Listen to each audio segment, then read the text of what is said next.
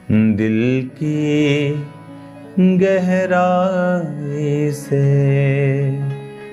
अपने हाथों को उठाओ, खुदा बाप दिल की गहराइयों से प्रस्तुत करें, रूह और सच्चाई से तेरे नाम का भजन गाएं और तेरे पीछे चलें।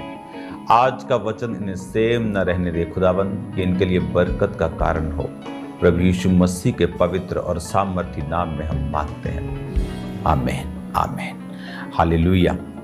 God bless you all. एक बात को हमेशा याद रखो कि अगर आप मुझे सुन सकते हैं वही मेन चीज है। आज जब यहां से मैं आपको परमेश्वर के वर्ड को दे रहा हूं, आपको यह हमेशा मालूम होना चाहिए कि जब भी परमेश्वर अपने व्यक्तियों को, अपने लोगों को चंगा करता था, अपने वचन को भेजता था, वो वचन चाहे उन्हें कई बार समझ सेंस से लगता है कि ये क्या प्रभु ने दिया है। नमान कोड़ी अलीशा के पास गया ये सोच के वो आएगा, दरवाजे के बाहर मेरा वेलकम होगा, ले हैंड होगा, तेल लगाएगा, मुझे हालचाल पूछेगा क्योंकि मैं एक बड़ा प्रतिष्ठित आदमी हूं। लेकिन उसने अंदर से ही कह दिया बाहर की जा और यरदन नदी में डुबकियां मार साथ और तू ठीक हो जाएगा। गुस्सा करके वापस चला गया। नौकर ने कहा कि इतना कौन सा मुश्किल काम बोल दिया, कर लो। उसने किया तो हील हुआ और वापस आया और एलीशा उससे मिला तो उसे यह समझ आई कि परमेश्वर अपने वचन को भेज के चंगा करता है। कई बार जो तौर तरीके हमने दिमाग में फोटो बना के रखे होते हैं, प्रभु कई बार वैसे काम नहीं करता, लेकिन वो अपने वचन को भेजता है आपको हील करने के लिए। आज अगर हम पौलुस की जिंदगी को पढ़ें तो क्यों पौलुस, उसके साथी और उसकी कलीसियाएं इतनी आशीषित थीं। अगर आप प्रेरितों के काम की कलीसिया को, आरंभिक कलीसिया को देखें तो उसमें एक वचन लिखा है कि उनमें कोई भी जो था वो दरिद्र नहीं था, एक भी आदमी दरिद्र नहीं था। क्या ये पॉसिबल है? और यह भी वचन कहता है कि जो प्रेरित थे उनके पांव पर लोग अपनी प्रॉपर्टीज को बेचकर पैसा रखते थे और उस पैसे से वो सब काम जो थे चर्च के, कलीसियाओं के, वो होते थे। तो अगर सारे लोग अपनी प्रॉपर्टी बेच बेच के खाई जा रहे थे, काम किए जा रहे थे, एक दूसरे की हेल्प किए जा रहे थे, तो फिर पैसा कहां से बचा? अगर 100 लोग आए और 100 लोगों में से 50 के पास प्रॉपर्टी थी तो बेच दी, अब सब लोग, वो तो फिर एक तरह की भूखों की कलीसिया हो गई कि सब लोग अब भूखे नंगे हो गए कि सबने बो दिया जो है। ऐसा नहीं है। परमेश्वर को आप कभी भी हरा नहीं सकते। जब उन्होंने बोया तो परमेश्वर ने उनके रास्तों को अनएक्सपेक्टेड वेज से खोला और उन्हें और ब्लेस किया। मैंने आपको बताया था कि जब मैं पढ़ता था कि जो परमेश्वर का भवन जो सुलेमान ने उसको बनाने के लिए बोला था और सुलेमान का घर उस भवन से भी बड़ा था, तो मुझे ऐसा लगता है कि सुलेमान, तुम्हें ऐसा नहीं करना चाहिए था, तुम्हें ये भवन अपने भवन से, प्रभु के घर से छोटा बनाना चाहिए था। लेकिन परमेश्वर ने कहा कि कोई भी व्यक्ति मुझे हरा नहीं सकता, तुम मुझे 100 दोगे मैं तुम्हें 1000 वापस करूंगा, मैं तुम्हें 1,00,000 दूंगा। तो वो परमेश्वर ने बताया कि वो मुझे हरा नहीं सकता, उसने जितना बोया उसने उतना ही काटा है। आज जब हम आरंभिक कलीसिया को पढ़ते हैं तो हम क्या पढ़ते हैं कि वो बोते जा रहे थे लेकिन कोई भी दरिद्र नहीं था, क्योंकि परमेश्वर की जो बरकत थी उनके जीवन के ऊपर थी। दूसरी बात, जो पैसा कलीसिया में जा रहा था वो कोई ऐश प्रस्ती के लिए नहीं यूज किया जा रहा था, उस पैसे से परमेश्वर की रूहों को बचाया जा रहा था। प्रेरितों के कामों में सब जो प्रेरित थे वो कलीसिया की सेवकाई कर पा रहे थे, एक मन होके बिना पैसे की कमी के वो लगे हुए थे। और वचन कहता है कि 3-3 हजार, 5-5 हजार लोग एक एक दिन में बैप्टिज्म ले लेते थे और उनकी गिनती अनगिनत हो गई थी और वो बढ़ते ही जा रहे थे। और इसीलिए जो लोग उस दर्शन में उनका साथ दे रहे थे वो कोई भी दरिद्र नहीं था, क्योंकि हर एक व्यक्ति के ऊपर परमेश्वर की ग्रेस थी। उन्होंने ये बात समझ ली थी कि हमारा दुनिया में जो प्राइम मकसद खुदाबंद की रूहों को बचाना है, सब कलीसिया, सब प्रेरित, सब खाना बनाने वाले से लेके बाजा बजाने वाले से लेके सब कलीसिया, सब गाने वाले बजाने वाले, सब एक मन होकर परमेश्वर की सेवकाई में, उसके सुसमाचार और सोल सेविंग के काम में लग गए थे, इसीलिए उन कलीसियाओं पर इतनी बरकत थी। हालेलुया। आज जब 2024 के लिए मैं प्रार्थना कर रहा था, मैंने कहा था आपको कि परमेश्वर ने अपने विजन्स को, दर्शनों को जाहिर करना शुरू कर दिया है। 2024 में जो हमारा मेन काम होगा खामराज चर्च का, वो सोल सेविंग का होगा। हमने सोल सेविंग्स की हैं, करोड़ों लोगों तक 2023 में हम पहुंचे हैं। अगर आप इंटरनेट पे जाएंगे, आप देखेंगे तो आप नोटिस करेंगे कि वो लाखों लोगों तक हम पहुंचे हैं, करोड़ों लोगों तक पहुंचे हैं। करोड़ों में है, लाखों में भी नहीं। 2023 में जो माइटी बहन के पार्टनर्स हैं, उन्होंने काम किया है, लेकिन उस लेवल पे नहीं कर पाए। लेकिन अब वो काम किया जाएगा। क्यों? मैं उसका रीजन बताता हूं। हमने काम किया सोल सेविंग में, फेसबुक, यूट्यूब, आप देखेंगे इंटरनेट के माध्यम से ज्यादा कितने लाखों करोड़ों लोगों तक हम पहुंचे।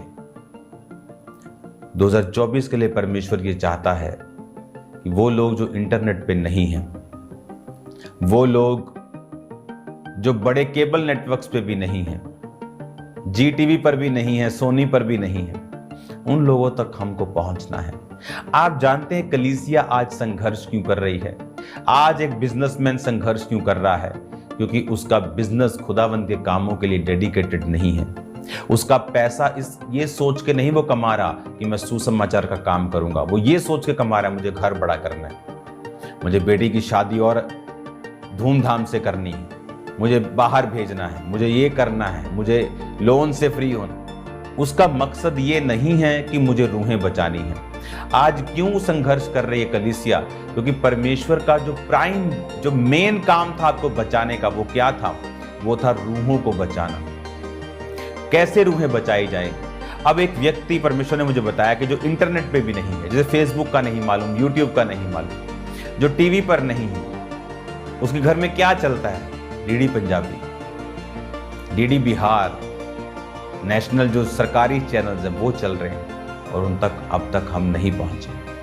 पहुंचना आसान नहीं, सरकार अलाउ नहीं कर रही किस चैनल्स पे जाना, लेकिन 2024 में हम पहुंचेंगे यीशु मसीह के सामर्थ्य नाम में। आपको 2024 के लिए तैयार रहना है। पौलुस क्या कहता है? 2 कुरिन्थियों 9 उसकी 2 आयत में, क्योंकि मैं तुम्हारे मन की तैयारी को जानता हूं, जिसके कारण मैं तुम्हारे विषय में मकदुनिया निवासियों के सामने घमंड दिखाता हूं कि अखिया के लोग 1 वर्ष से तैयार हुए हैं और तुम्हारे उत्साह ने और लोगों को भी उभारा है। 6 आयत में, परंतु बात यह है, जो थोड़ा बोता है वो थोड़ा काटेगा, और जो बहुत बोता है वो बहुत काटेगा। हर एक जन जैसा मन में ठाने वैसा ही दान करे, न कुड़कुड़ के न दबाव से, क्योंकि परमेश्वर हर्ष से देने वाले से प्यार करता है। परमेश्वर सब प्रकार का अनुग्रह तुम्हें बहुतायत से दे सकता है, जिससे हर बात में हर समय सब कुछ जो तुम्हारे लिए आवश्यक हो तुम्हारे पास रहे, और हर भले काम के लिए तुम्हारे पास बहुत कुछ हो। जैसा लिखा है, जिसने बिखेरा उसने कंगालों को दान दिया, उसका धर्म सदा बना रहेगा। अतः जो बोने वाले को बीज और भोजन के लिए रोटी देता है, वह तुम्हें बीज देगा और फलवंत करेगा, और तुम्हारे धर्म के फलों को बढ़ाएगा। हालेलुया। 11 आयत में लिखा है, तुम इस बात में सब प्रकार की उदारता के लिए जो परमेश्वर का धन्यवाद करवाती हैं, धन्यवाद किए जाओ, क्योंकि इस सेवा के पूरे करने से न केवल पवित्र लोगों की आवश्यकताएं पूरी होती हैं, परंतु लोगों की ओर से भी परमेश्वर का बहुत धन्यवाद होता है। हालेलुया। अब पौलुस क्या कह रहा है? पौलुस एक कलीसिया को उत्साहित कर रहा है। उसने कहा, जब तुमने बोया, आज से 15 साल पहले टेंट चर्च, टेंट में चर्च लगती, बोलते अच्छा टेम्परेरी चर्च होगी, टेंट में लगती टेम्परेरी है। चर्च का तो मतलब होता है बिल्डिंग। कई लोग इसको चर्च नहीं मानते थे, और आज हर मेगा चर्च वो टेंट में करना चाहते हैं। आप लोगों ने उनकी अगुवाई की है, खामराज चर्च ने अगुवाई की है, आपने ट्रेंड सेट किया है, और लोगों ने बरकत पाई है। वो इस बंधनों से फ्री हो गए कि हमें पैसा चाहिए, बिल्डिंग चाहिए, तब काम खुदा का होगा। कुछ नहीं चाहिए, टेंट नहीं है किराए पे ले आओ, साउंड नहीं है किराए पे ले आओ, बैठो और मारो परमेश्वर के नाम के नारे, पुकारो खुदाबंद को, लोग आएंगे और डिलीवर होंगे, खुदाबंद उन्हें भेजेगा। क्या हुआ? पंजाब आज आप देखते हैं बेदारी के नीचे आ चुका है, एक अगुवा बन चुका है, लोगों के लिए एग्जाम्पल बन चुका है, पूरे इंडिया के लिए आप एक एग्जाम्पल है जो यहां हो रहा है। हालेलुया। पौलुस एक कलीसिया को उत्साहित कर रहा है कि तुम्हारे बोने से बहुत लोगों को उत्साह हुआ है, तुमने ये काम किया है, कलीसिया को उत्साह हुआ है। बीज के बारे में लोग बोलते भी नहीं थे, दान दान बोलते थे। आप परमेश्वर को दान नहीं देते, बचा कुचा आप परमेश्वर को नहीं देते, गरीबों को देते हैं दान। आप प्रभु को ऑफरिंग्स देते हैं, भेंट देते हैं। आप एमएलए को जाके दान नहीं करते कि ये फोन दान में देने आया हूं, आप बोलते हैं मैं भेंट दे, मैं ऑफरिंग, मैं आपको गिफ्ट देने के लिए आया हूं। आप खुदावंद को भेंट देते हैं, ऑफरिंग्स देते हैं, बचा कुचा नहीं, फर्स्ट फ्रूट ऑफरिंग देते हैं, और वो आपके फलों को बढ़ाता है। नीति वचन 3 में लिखा है, जब आप उस वचन को पढ़ते हैं कि अपने खेतों की पहली उपज, नीति वचन 3 उसकी 9, अपनी संपत्ति के द्वारा अपनी भूमि की सारी पहली उपज देकर यहोवा की प्रतिष्ठा करना, इस प्रकार तेरे खत्ते भरे पूरे रहेंगे, तेरे रस कुंडों से नया दाख मधु बढ़ता रहेगा।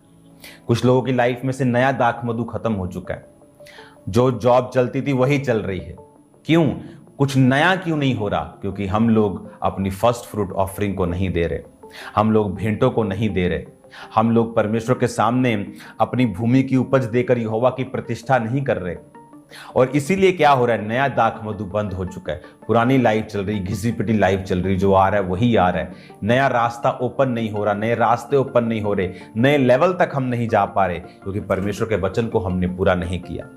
आज जब मैं आपको एक बोझ दे रहा हूं कि 2024 में खामरा चर्च, मैंने फॉरेन की कलीसिया को पिछले हफ्ते समझा दिया है, आज मैं आपको समझा रहा हूं कि 2024 के हम नजदीक पहुंचने वाले हैं। तो उस तक पहुंचते पहुंचते आप अपने मन से तैयार हों कि 2024 में हम एक टारगेट लेके चल रहे हैं। 2023 का टारगेट कंप्लीट हो चुका है, हम 100 ब्रांचेस के करीब हैं। जो हमने सोचा था, खुदावंद ने कहा था, वो हमने किया है। करोड़ों लोगों तक हम पहुंचे हैं, टीवी चैनल्स पर भी हैं। लेकिन 2024 में ये टारगेट बहुत बड़ा है। अगर बड़ा है सोल सेविंग के लिए, जो बिहार में बैठा है, रिमोट एरिया में बैठा है, गांव में बैठा है, वो खामरा चर्च का मेंबर बनने के लिए उसको प्रीच नहीं मैं कर रहा हूं। अगर वहां कोई ब्रांच ओपन हो जाएगी तो बन जाएगा, बात अलग है, लेकिन उनको प्रीच किया जा रहा है ताकि वो सोल सेविंग में चले जाएं, वो जीसस के बारे में जान ले और बच जाएं, उद्धार पाएं। कि वहां कहीं भी जीसस चर्च में चले जाएंगे, कोई प्रॉब्लम नहीं। तो ये कोई बिजनेस नहीं है, लेकिन आप और मैं सोल सेविंग में हैं ताकि लोग बचाए जाएं। हिंदी सुनने वाले 120 करोड़ लोग, हालेलुया। सिर्फ इंडिया में हिंदी नहीं समझते, क्योंकि इंडिया में हिंदी समझने वाले लोग सिर्फ 80 करोड़ हैं, लेकिन पाकिस्तान के 22 करोड़ हैं, नेपाल के हैं, भूटान के हैं, दुबई, कतर, अफगानिस्तान, ये सब लोग हिंदी समझते हैं। इन तक चैनल्स के जरिए पहुंचा जा सकता है। महाराष्ट्र में लोग हैं, मोबाइल नहीं जानते, पुराने लोग हैं, 60 साल, 50 साल, 70 साल, यूट्यूब के बारे में नहीं सुना है, फोन नहीं है, चलाना नहीं आता, लेकिन टीवी पे हैं। कुछ बड़े चैनल्स पे भी नहीं है, डीडी चैनल्स पे हैं। कब पहुंचा जाएगा उनके पास? फॉरेन की ब्रांचेस को जिम्मेवारी दे दी है कि फॉरेन के ब्रांचेस के लोग उठेंगे और बोलेंगे कि हाँ, हम इस टीवी चैनल को सपोर्ट करेंगे, हम एक चैनल को सपोर्ट करेंगे, एक चैनल का खर्चा हमारी ओर से। ये ब्रांच छोटी है, एक चैनल का खर्चा हम उठाएंगे। बड़ी ब्रांच है, हम 5 चैनल का खर्चा उठाएंगे। ये 5 चैनल्स फलाना फलाना फलाना फलाना फलाना, हम इसका खर्चा पे करेंगे।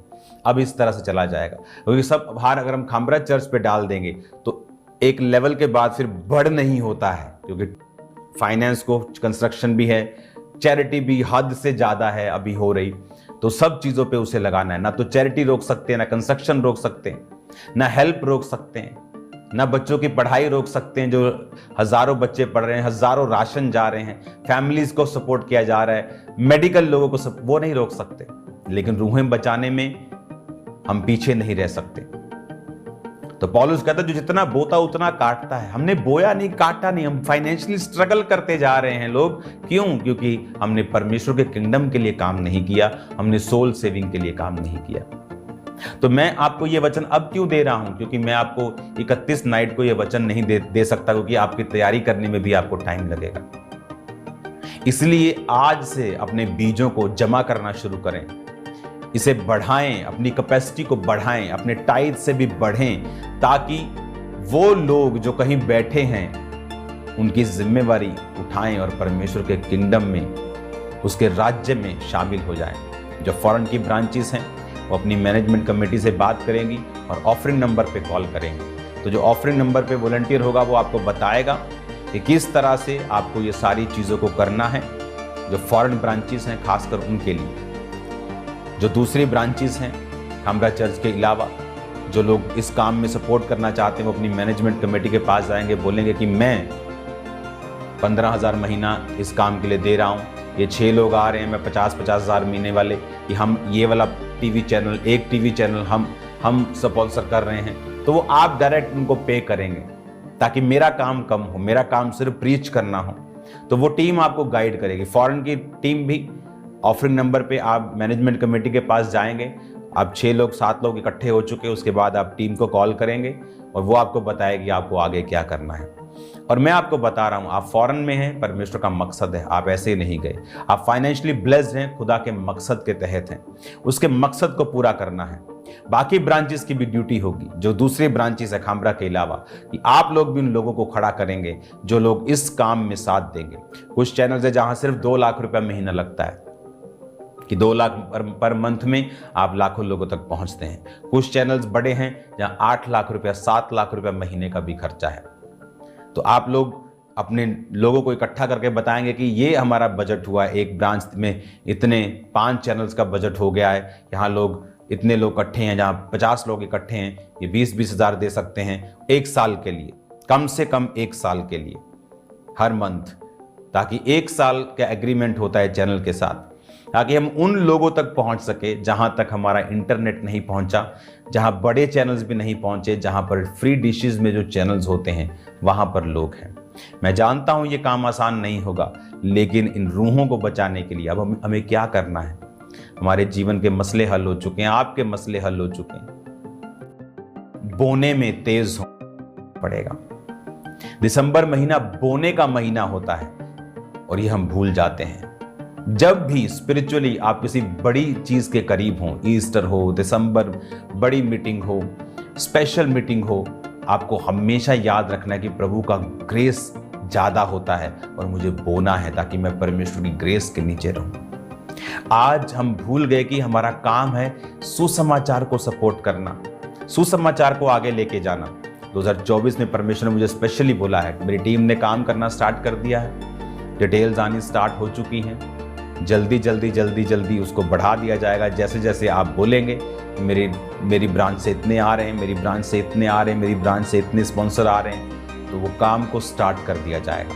ताकि जो रेगुलर काम है उन्हें हम रोक नहीं सकते, लेकिन ये काम भी हम रोक नहीं सकते, इसलिए ये आप लोगों की जिम्मेवारी है इसे करना। और जब आप ये कामों में हाथ डालेंगे, खुदावंद आप पर अपना हाथ रखेगा दाहिना, आपके दुश्मनों को वो शर्मिंदा करेगा।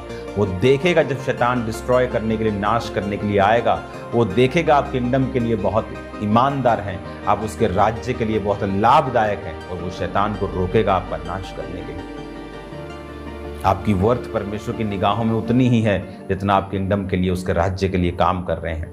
अगर मेरे पास पैसा है तो किस काम का, अगर वो सुसमाचार के लिए नहीं जा रहा तो वो किसी काम का नहीं है, वो कर्ज के अंडर है अगर वो सुसमाचार के लिए नहीं जा रहा। अगर आप एक वेल एस्टेब्लिश्ड फैमिली हैं तो इस बोझ को लें, अकेले चैनल्स को स्पॉन्सर करें।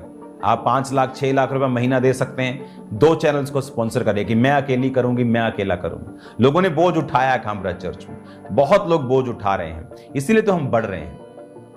आप देखो कहां तक ब्रांचेस चली गई है, लेकिन अब ब्रांचेस से भी बड़ा काम है कि सुसमाचार तक पहुंचना, जहां ब्रांचेस भी नहीं पहुंच पा रही, इंटरनेट नहीं पहुंच पा रहा, आपके पम्फलेट्स पोस्टर्स नहीं पहुंच पा रहे, उन लोगों तक पहुंचना अब जरूरी हो चुका है। बाद में वो फलों को लेके आएगा, आप देखेंगे वो लोग चर्चिस में बैठे होंगे, कुछ ब्रांचेस में बैठे होंगे, कुछ सेव हो चुके होंगे जो आपको कभी लाइफ टाइम नहीं मिलेंगे, लेकिन बच चुके होंगे खुदाबंद के नाम में। और यही हमारा मकसद है। पौलुस ने कहा जब तुमने काम किया, आप देखेंगे आप देखेंगे जब खामरा चर्च ये काम शुरू करेगी, सब कलीसियाएं फॉलो करना स्टार्ट करेंगी, सब टीवीज पे चली जाएंगी, सब ये काम करना स्टार्ट कर देंगे, क्योंकि परमेश्वर ने वो बोझ जो मुझे दिया, जो काम करने के लिए बोला, वो ऑल इंडिया के लिए एक ट्रेंड सेटर होगा और काम करेगा। हालेलुया।